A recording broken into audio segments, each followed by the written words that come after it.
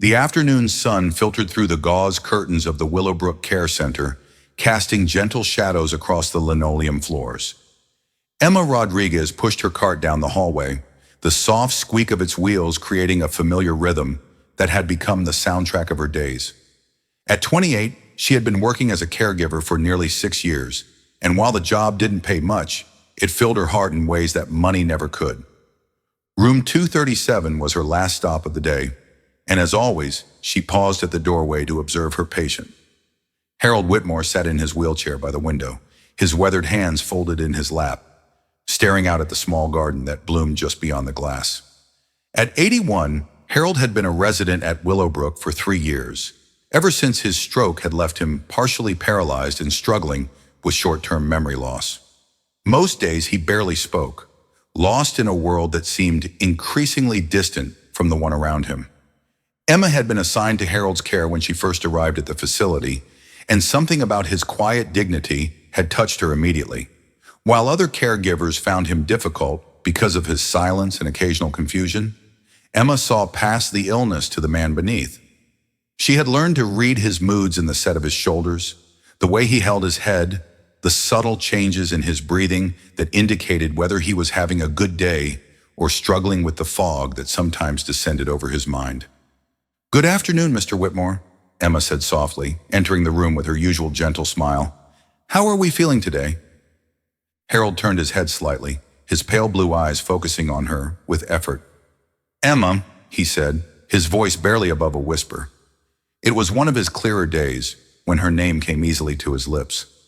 "That's right," she said, moving to check his water glass and straighten his blanket. "I brought you some fresh flowers from the garden. Mrs. Chen in the activities room said you might like them." She placed a small bouquet of daisies and baby's breath in the vase on his bedside table, taking care to arrange them so he could see them clearly from his chair. Harold's eyes followed her movements, and for a moment, something sparked in his gaze that reminded Emma of the man he must have been before illness stole so much away. As she went about her duties, checking his medication schedule and ensuring his comfort, Emma began to hum softly. It was an old lullaby her grandmother had sung to her as a child, a Spanish melody that spoke of love and protection. She had discovered months ago that music seemed to calm Harold, especially when he was agitated or confused. The melody seemed to reach him in places where words could not go. "That's beautiful," Harold said suddenly, his voice stronger than it had been in weeks. "My wife used to sing to me." Emma paused, her heart catching. Harold rarely spoke about his past, and when he did, it was usually in fragments that came and went like clouds across the sun. "What was her name?" she asked gently, pulling up a chair beside his wheelchair. "Margaret," he said, his eyes growing distant. "She had the most beautiful voice. She would sing while she cooked, while she gardened, while she held our son when he was small." His voice trailed off, and Emma could see him struggling to hold on to the memory. "She sounds wonderful," Emma said, placing a gentle hand on his arm. "Would you like me to sing something for you?" Harold nodded, and Emma began to sing softly, her voice carrying the melody that had comforted her through her own difficult times. She sang of love that endures, of hope that survives even the darkest nights, of the connections that bind us together even when we feel most alone. As she sang, she watched Harold's face relax, his breathing become more even, a peace settling over him that she had rarely seen. What Emma didn't know was that in the hallway outside Harold's room, a man in an expensive suit stood frozen, his hand on the door handle he had been about to turn. David Whitmore, Harold's son, had come to the care facility for his monthly visit, a duty he performed with the same mechanical precision he brought to all his business dealings. He was the CEO of Whitmore Industries, a company his father had built from nothing, and David had expanded into a multi-million-dollar enterprise. David had not heard his father's voice carry such clarity in years, and he had never heard anyone speak to the old man with such genuine warmth. He found himself listening, transfixed, as the young woman's voice wove through the air like a prayer. Her song was in Spanish, but somehow the meaning transcended language, speaking directly to something deep within his chest that he had thought was long buried. Through the crack in the door, David could see his father's face, and he was startled by the transformation. Harold looked peaceful, present, more like the man David remembered from his childhood than he had in years. The caregiver Emma sat beside him with the kind of natural grace that couldn't be taught, her hand on his father's arm, her voice creating a sanctuary in that small room. When the song ended, David heard his father speak again. "Thank you," Harold said, his voice thick with emotion. "That reminded me of her." "I'm glad," Emma replied, and David could hear the sincerity in her voice. "Music has a way of bringing back the people we love, doesn't it?" Harold nodded, and then to David's amazement, he began to talk. He spoke about Margaret, about their courtship, about the early days of their marriage when money was tight but love was abundant. He talked about David as a child, about the small moments of joy that made up a life, about dreams and disappointments and the bittersweet nature of growing old. Emma listened with complete attention, asking gentle questions that helped Harold navigate his memories, providing support when he struggled to find words, celebrating with him when he remembered something clearly. David realized that this young woman was doing something he had never learned to do. She was simply being present with his father, accepting him as he was, finding value in the man who remained, rather than mourning the man who had been lost. As the conversation wound down, Emma began to prepare Harold for his evening routine. She helped him into bed with a dignity that preserved his pride, adjusting his pillows and checking that his call button was within reach. Before she left, she sang one more song, this one in English, a gentle hymn about peace and rest. "Good night, Mr. Whitmore," she said, pressing a soft kiss to his forehead. "I'll see you tomorrow." "Good night, Emma," Harold replied, his voice already heavy with approaching sleep. "Thank you for reminding me who I am." David stepped back from the door as Emma emerged, closing it quietly behind her. He watched as she gathered her things, her movements efficient but never hurried, her face reflecting the contentment of someone who had found purpose in her work. She was small and slight, with dark hair pulled back in a practical ponytail, wearing scrubs that had seen better days. There was nothing remarkable about her appearance, but David found himself oddly moved by the quiet strength she radiated. As Emma walked down the hallway, David slipped into his father's room. Harold was nearly asleep, but his eyes opened when he heard his son's familiar footsteps. "David," Harold said, his voice already distant with fatigue, "you just missed Emma. She's an angel, that one." David sat down in the chair Emma had vacated, still warm from her presence. "I heard her singing," he said quietly. "It was beautiful." Harold's eyes brightened slightly. "She sings to me every day, makes me remember things I thought I'd lost." He paused, struggling to stay awake. "She's good to me, David, better than I deserve." "You deserve kindness, Dad," David said, the words coming out more roughly than he intended. "You deserve to be treated with dignity." Harold's eyes searched his son's face. "Do you know her story?" he asked. David shook his head, and Harold continued, his voice growing weaker. "She's putting herself through nursing school, works double shifts some weeks, has a little girl at home, no husband to help. But she never complains, never treats me like a burden." His eyes closed, but he forced them open again. "She's the daughter I never gave you a chance to be." The words hit David like a physical blow, not because they were cruel, but because they were true. He had been so focused on building the business, on proving himself worthy of his father's legacy, that he had forgotten how to simply be a son. He had visited Harold out of obligation, not love, and had somehow convinced himself that paying for the best care facility was the same as caring. David stayed with his father until he was deeply asleep, then walked to the nursing station to learn more about Emma Rodriguez. What he discovered both impressed and humbled him. Emma had been Harold's primary caregiver for nearly 3 years, and according to the staff, she had never missed a day of work. She had volunteered for extra shifts when needed, had stayed late when residents were having difficult nights, and had somehow managed to bring out the best in even the most challenging patients. The facility director, Mrs. Patterson, spoke of Emma with genuine affection. "She's special," she said.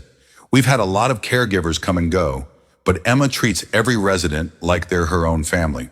She remembers their birthdays, their favorite foods, the stories they tell about their past. She makes this place feel like home." David learned that Emma was a single mother, working toward her nursing degree through online classes she took late at night after her daughter was asleep. She had been saving money for years to pay for her education, but progress was slow on a caregiver's salary.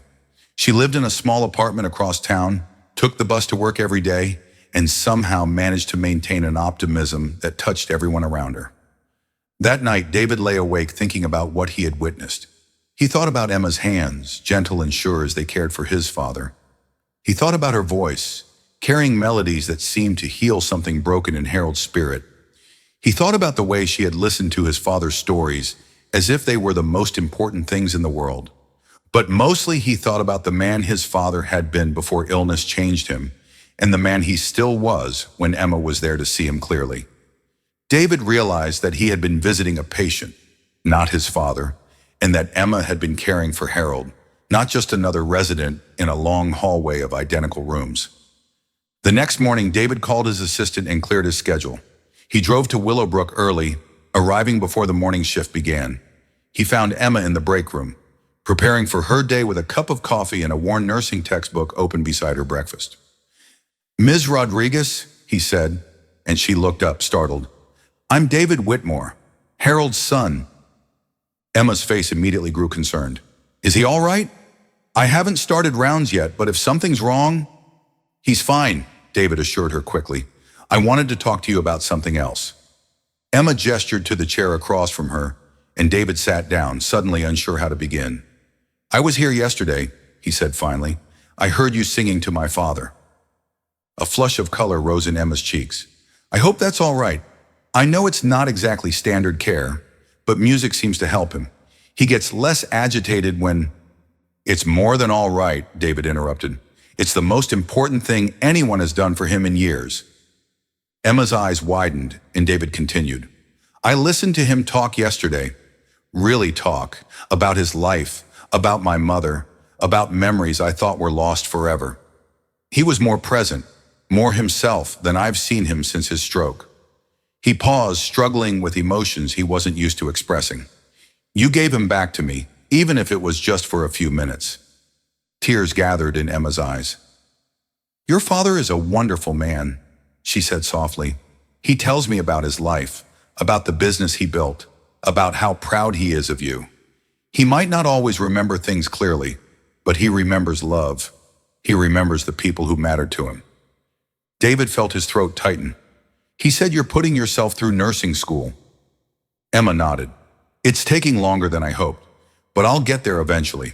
I want to be able to help people like your father in more ways, to have more tools to make their lives better." "What if I told you there was a way to accelerate that process?" David asked. "What if I offered to pay for your nursing school, all of it in exchange for you continuing to care for my father?" Emma stared at him, speechless. I don't understand." "I've been thinking about this all night," David said. "I've been paying for my father's care, but I haven't been caring for him." "You have. You've been the family he needed when I was too busy building an empire to remember why it mattered." He leaned forward, his voice intense. "I want to do more than just pay bills. I want to create something that honors what you've shown me about real care." Emma's hand shook as she set down her coffee cup. "Mr. Whitmore, I don't know what to say. That's incredibly generous, but I can't accept charity." "It's not charity," David said firmly. "It's an investment. I want to establish a foundation, a program that supports caregivers like you who go above and beyond. I want to fund your education, yes, but I also want to work with you to create something bigger. A model for care that treats people like human beings, not just medical conditions." Emma's tears were flowing freely now. "I don't understand why you would do this." "Because you sang to my father," David said simply. "Because you saw him when I had stopped looking. Because you reminded me that love is the most important thing we can give each other, and I had forgotten that." Over the following weeks, David became a regular visitor to Willowbrook, not just to see his father, but to understand how the facility worked, what the staff needed, and how care could be improved. He watched Emma work, amazed by her ability to connect with each resident as an individual, to find the spark of personality that illness had not extinguished. He also began to truly spend time with Harold, sitting beside him as Emma did, listening to his stories, sharing his own memories of their life together. Slowly, carefully, they began to rebuild the relationship that had been damaged by years of distance and misunderstanding. Emma's nursing school tuition was paid in full within a month, and she was able to reduce her hours at Willowbrook to focus on her studies. But she continued to care for Harold, and their bond deepened as she helped him navigate the challenges of his illness, while maintaining his dignity and sense of self. David discovered that Emma's daughter, Sophia, was 8 years old and incredibly bright. She had been helping her mother study, reading textbooks aloud, and asking questions that showed a natural curiosity about science and medicine. When David met her, he was struck by her resemblance to Emma, not just in appearance, but in the way she approached the world with kindness and wonder.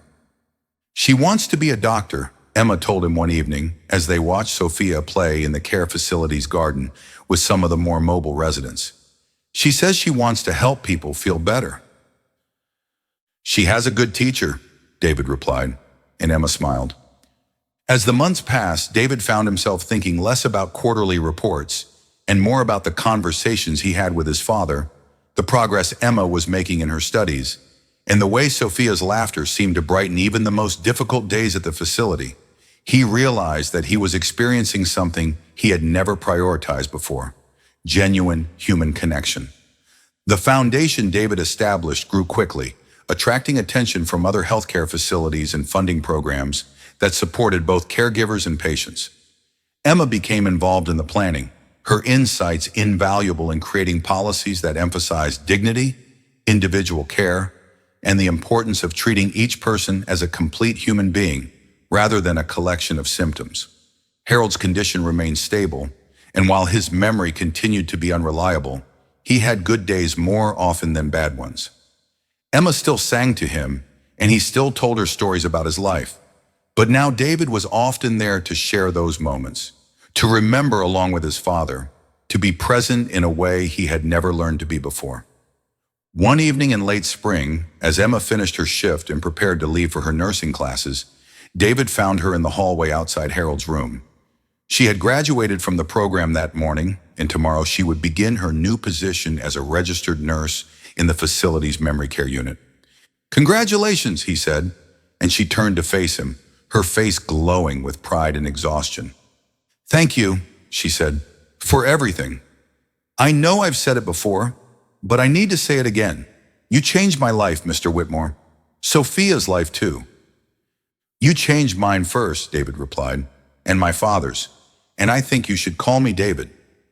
Emma smiled, and for a moment they stood in comfortable silence, the weight of the journey they had traveled together settling between them. Then Harold's voice called from his room, and they both turned toward the sound. "Emma, are you there?" "Coming, Mr. Whitmore," she called back, and David followed her into the room. Harold was sitting up in bed, looking more alert than he had in weeks. "I wanted to tell you something," he said as they approached. "While I still remember it clearly." Emma took his hand, and David moved to stand beside her. "What is it?" she asked gently. Harold's eyes moved between them, and his face broke into a smile that reminded David powerfully of the man his father had been in his prime. "I wanted to tell you that I'm proud of you both. Emma, you've become the daughter I always wished I had been wise enough to appreciate. And David, you've become the son I always knew you could be." He paused, his breathing slightly labored with the effort of speaking so clearly. "I don't know how much longer I have, but I know that I've been blessed, I've been loved well, and I've watched love grow in the most unexpected places." His eyes sparkled with mischief. "And I've heard the most beautiful songs." Emma was crying, and David felt tears on his own cheeks. "I love you, Dad," he said, the words coming easily for the first time in years. "I love you too, son," Harold replied. "And I love you, Emma. You've been my angel." That night, Harold passed peacefully in his sleep, Emma's hand in his, David sitting beside them both. His last conscious moments had been filled with music, as Emma sang softly to him, the same lullaby she had sung that first day David had listened from the hallway. At the funeral, David delivered a eulogy that spoke not just of Harold's business accomplishments, but of his capacity for love, his dignity in the face of illness, and the way he had brought people together, even in his final years. Emma sang, her voice carrying the melody that had comforted Harold through his last days. and there was not a dry eye in the church. In the months that followed, David and Emma continued to work together on expanding the Foundation's programs. Emma's expertise as both a caregiver and a nurse made her invaluable in developing new approaches to memory care, while David's business acumen and resources allowed them to implement their ideas on a larger scale. Sophia thrived in her new school, funded by a scholarship from the Foundation, and often spent her afternoons at Willowbrook, where she had become a favorite among the residents. She would read to them, help with activities, and sometimes sing along with her mother, her young voice blending with Emma's in harmonies that seemed to carry healing in their very notes. One evening, as David watched Emma work with a new patient, helping an elderly woman who had just arrived at the facility, he marveled at the chain of events that had brought them together. A song, overheard in a hallway, had changed everything. It had reminded him of the power of love, the importance of presence, and the way that one person's kindness could ripple outward to touch countless lives. Emma looked up and caught his eye, smiling as she always did when she noticed him watching her work. In that smile, David saw not just the woman who had cared for his father with such devotion, but the partner who had helped him become a better man, a better son, and a better human being. As the sun set through the windows of Willowbrook, casting the same gentle light that had illuminated Harold's room that first day, David reflected on the lessons his father had taught him in the end. Love was not just a feeling but an action, repeated day after day in small gestures of kindness. Care was not just about providing for someone's physical needs, but about seeing them, really seeing them, and honoring their humanity. And sometimes, David thought as he listened to Emma's voice rising in gentle song, the most profound transformations begin with something as simple as a melody, shared between two people who understand that in caring for others, we often discover the very best of ourselves. The Foundation continued to grow, touching lives far beyond the walls of Willowbrook, but it all traced back to that moment when a caregiver's song had been overheard by a son who had forgotten how to love. In learning to listen, really listen, David had found not just his father again, but himself, and in doing so had created something beautiful that would outlast them all. The story of Emma and David became legend at Willowbrook, a reminder to staff and families alike that love takes many forms, that kindness is never wasted, and that sometimes the most extraordinary transformations come from the most ordinary acts of human compassion. And in the memory care unit, where Emma now worked as head nurse, her voice could still be heard each evening, carrying songs of comfort and hope to those who needed them most, proving that some melodies are powerful enough to heal hearts, bridge distances, and change the world, one gentle note at a time.